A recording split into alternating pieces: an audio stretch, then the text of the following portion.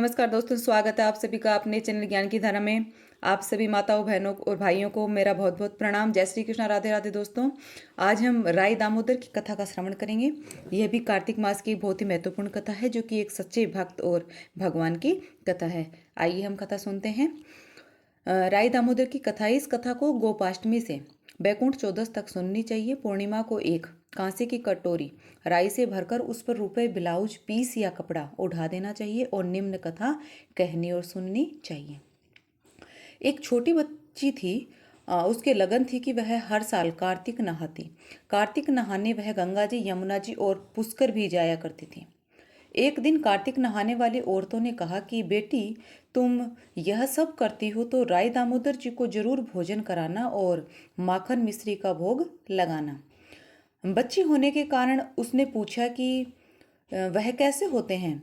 तब औरतों ने बताया कि माथे मोर मुकुट, गल वैजयंती माला, पीला पीला हीरों से जड़ा, पाट पीतंबरधारी, हाथ मुरलिया लिए होते हैं। लड़की ने कहा, ठीक है, अब मैं पहचान जाऊंगी।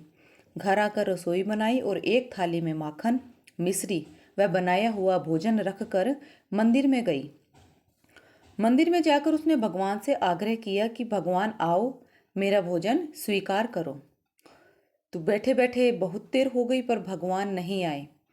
राय दामोदर को भोजन कराने वह शहर में निकल गई। वहां से जंगलों में और पहाड़ों के बीच से निकली, लेकिन भगवान कहीं नहीं मिले। सुबह से शाम हो गई।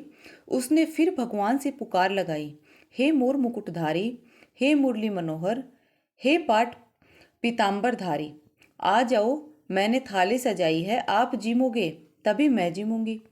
लड़की की सच्चे मन से पुकार को सुनकर राय दामोदर जी से रहा न गया और एक ब्राह्मण का वेश धारण करके आए और बच्ची से बोले कि मुझे भोजन करा दे, मैं ही तुम्हारा भगवान हूँ। बच्ची ने कहा कि मैं तुम्हें नहीं जिमाऊंगी, मुझे मेरे भगवान को जिमाना है।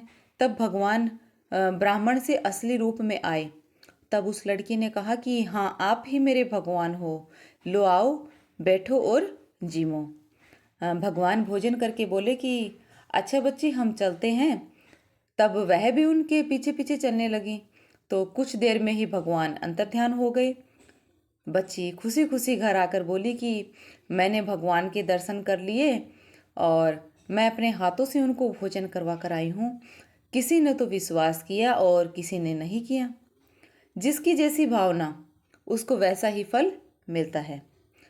हे भगवान राय दामोदर, कहानी कहने वाले, सुनने वाले सभी के मन की इच्छा को पूर्ण करना। दोस्तों, यह थी हमारी राई दामोदर की कहानी। कहानी आपको कैसी लगी? अच्छी लगी हो तो इसे एक लाइक व परिवार में अपने अन्य लोगों व सदस्यों को भी शेयर जरूर करें, ताकि वह भी इस कथा को सुनकर इसका पुण्य लाभ प्राप्त कर सके। और कमेंट सेक्शन में एक बार जय मुरली मनोहर, जय कार्तिक ठाकुर अवश्य लिखें। और आपके अपने इस चैनल ज्ञान की धारा को अगर आपने अभी तक सब्सक्राइब नहीं किया है तो सब्सक्राइब कर लें और बेल आइकन पर ऑल नोटिफिकेशन पर क्लिक कर दें, ताकि आपको मेरी ऐसी ही हर एक नई आने वाली ज्ञानवर्धक वीडियो और कथा का नोटिफिकेशन सबसे पहले मिलता रहे। तो चलिए दोस्तों, मिलते हैं एक नई वीडियो में और एक नई कथा के साथ। तब तक के लिए आप सभी को मेरा प्रणाम। जय श्री कृष्णा, राधे राधे दोस्तों आप सभी को।